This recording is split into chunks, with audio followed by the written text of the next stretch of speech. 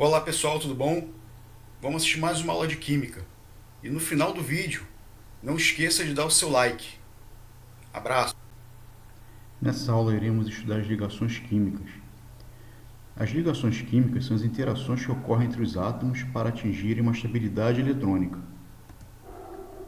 Esse modelo de interação ela vai seguir a teoria do octeto. O que diz essa teoria? Na verdade, na natureza nós não temos os átomos sozinhos, ou seja, eles estando isolados. A única exceção desses átomos são os gases nobres. Esses sim são encontrados isolados na natureza, encontrados sozinhos. Então a tendência de todo átomo é se tornar nobre, ou seja, ter as configurações eletrônicas de um gás nobre. Então, para isso, esses átomos vão ter que se reorganizar e com isso terão que fazer ganho, perda ou compartilhamento de elétrons. E com isso, dentro dessas combinações, eles vão poder atingir uma estabilidade de um gás nobre, que pode ser com 8 elétrons, ou alguns átomos seguem o modelo do gás nobre hélio, com 2 elétrons na última camada. Essa tabela ela irá ajudar a compreender melhor as ligações químicas. Então nós temos que observar a presença do grupo, do elemento, né? E dentro desse grupo, a gente vai fazer a associação com a quantidade de elétrons na última camada. Ou seja, elementos que estão presentes no grupo 1 vai ter um elétron na última camada. E como tendência, para se estabilizar, vai perder esse elétron. E assumindo carga mais um. Se for um elemento do grupo 2, um elemento do grupo 2, ele vai possuir 2 elétrons na última camada e vai perder 2 elétrons para poder se estabilizar, assumindo carga mais 2.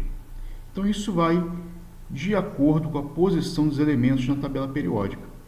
Esses elementos que têm carga positiva, ou seja, que perdem elétrons, são os cátions.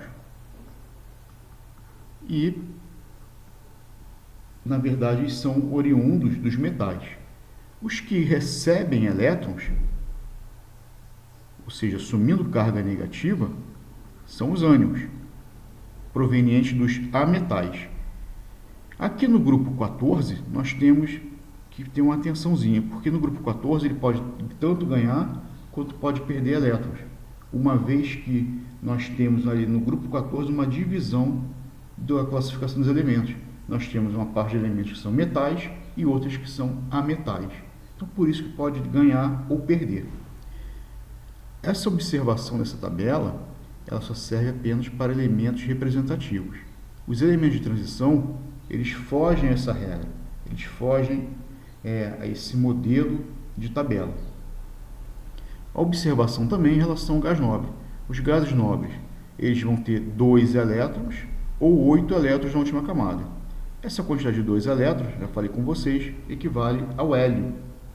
E os outros sempre vão terminar em 8 elétrons na última camada, ou seja, configuração estável. Então, com isso, eles não precisam nem ganhar nem perder elétrons para ficar estáveis e não vão ter carga, a carga dele vai ser zero, ou seja, configuração estável. A ligação iônica ou eletrovalente, o nome já é sugestivo, né? Ele já ocorre entre íons, em particular cátions e ânions. Nesse caso, a gente tem uma atração eletrostática, ou seja, uma atração entre cargas elétricas, uma atração muito forte. O que vai acontecer? Nós teremos um átomo que vai perder elétrons, que vai formar o cátion, e o outro átomo que vai receber esses elétrons, que será o ânion. Uma vez que ocorre a transição de elétrons, é de maneira definitiva, ou seja, o cátion perde elétrons e o ânion recebe, e acabou. Não tem mais a volta do elétron. Então, por exemplo, nós temos o Na e o Cl. O primeiro passo aí é determinar os grupos desses elementos. O sódio é do grupo 1 e o cloro é do grupo 17. Quem é do grupo 1, olhando a tabela de ligação, que no caso é o sódio, ele possui um elétron na última camada, enquanto que o cloro possui 7 elétrons na última camada, já que ele é do grupo 17. Quem é do grupo 1 tem a tendência em perder um elétron. E quem é do grupo 17 tem a tendência em ganhar um elétron. Então, esse elétron do sódio vem para o cloro.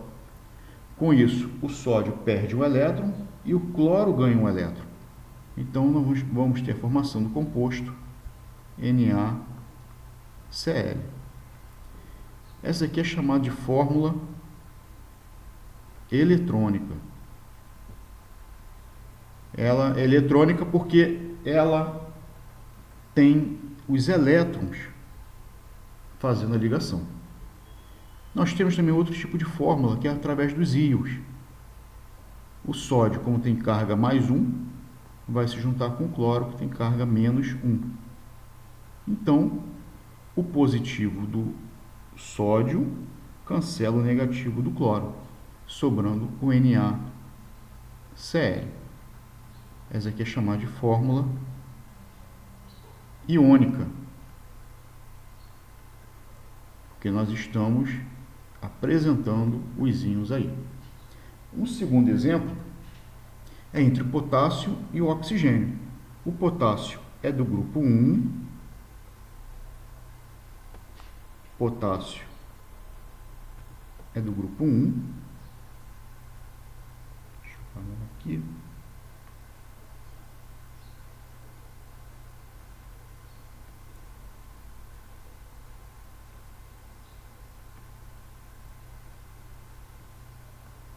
potássio do grupo 1 e oxigênio do grupo 16. Quem é do grupo 1 tem um elétron. Quem é do grupo 16 tem 6 elétrons na última camada, camada de valência. Então, o elétron do potássio vai passar para o oxigênio. Com isso, o potássio ficou estável. Só que o oxigênio tem que ganhar mais um elétron. Então, vai vir um outro potássio e completar a ligação do oxigênio. Foram usados 2 potássios e um oxigênio. Se fizermos a fórmula iônica, temos a seguinte configuração: K mais O 2 menos, ou seja, tudo vendo a tabela de ligações. Nesse caso, a gente vai cruzar. Esse 2, que é do oxigênio, vem para o potássio, e o 1, que é do potássio, vem para o oxigênio, sem os sinais. Então, a fórmula final vai ser o K2O. Entre o alumínio e o enxofre, o alumínio é do grupo 13 e o enxofre é do grupo 16. Os números atômicos não tem nada a ver com os grupos nesse caso, tá? Foi coincidência aí. Então, é só observar a posição do elemento dentro dos grupos. Então, o alumínio, que é do grupo 13, tem carga mais 3. E o enxofre, que é do grupo 16, tem carga menos 2 para ficar estável. Então, o que acontece? Como nós temos cargas opostas, porém com quantidades diferentes, a gente vai cruzar. O 2, que é do enxofre, vem para o alumínio, e o 3, que é do alumínio, vai ser o coeficiente, né, do enxofre aí. Então, depois do cruzamento de cargas, uma vez que se cruzam as cargas, os números vêm sendo coeficientes sem sinal.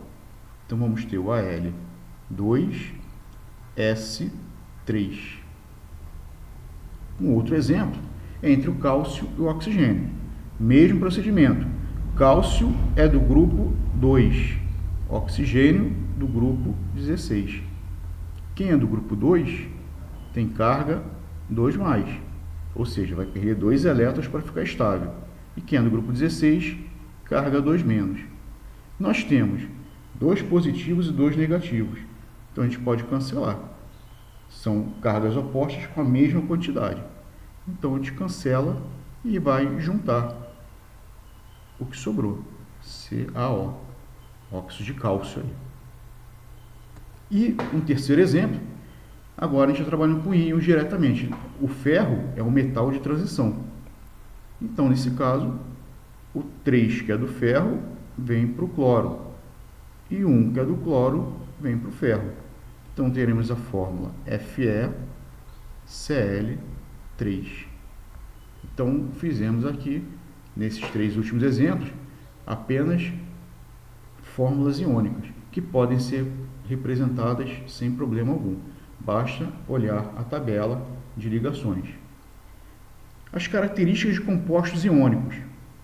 Primeira característica, eles são sólidos cristalinos nas condições ambientes, ou seja, 25 graus e uma atmosfera. São compostos sólidos de forma de cristal. Eles possuem elevadas temperaturas de fusão e de ebulição. Isso devido à atração eletrostática, ou seja, os elétrons atraem muito, então a formação de uma ligação entre os átomos se torna muito forte. Então eles vão ter elevadas temperaturas de fusão e de ebulição, para poder justamente separá-los. Eles são duros e quebradiços. Então a gente consegue fazer moldes com eles, uma vez que eles são quebradiços, porém são bem resistentes, são duros. Eles são bons condutores de eletricidade, se forem dissolvidos em água ou quando puros no estado líquido. Esse puros no estado líquido, ou seja, como se tivesse pego o composto iônico e tivesse derretido ele, mas somente ele, sem a presença de água. A gente diz que entrou um estado de fusão ali. Fundimos a substância. E por último, eles são muito solúveis em água. A facilidade de solubilidade deles em água é muito alta, tá? Então, essas características são características de compostos iônicos. Isso vai dar propriedades, essas propriedades vão caracterizar os compostos iônicos. É uma maneira de identificá-los, tá ok? Então, não deixa de curtir lá o canal, se inscrevam e tudo de bom. Muito obrigado.